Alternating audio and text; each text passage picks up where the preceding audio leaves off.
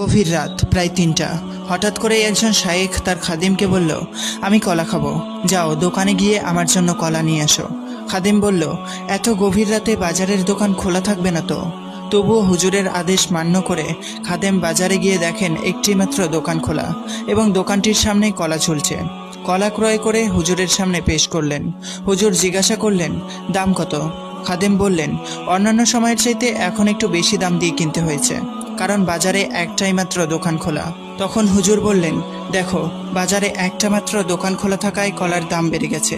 তেমনি যে ব্যক্তি তাহাজ্জুদ পড়ে, আল্লাহ তাআলা দেখেন দুনিয়ার সকল লোক ঘুমে বিভোর, কিন্তু এক ব্যক্তি সালাত আদায় করছে, তখন আল্লাহর কাছে উক্ত ব্যক্তির দাম এবং নামাজের দাম বেড়ে যায়।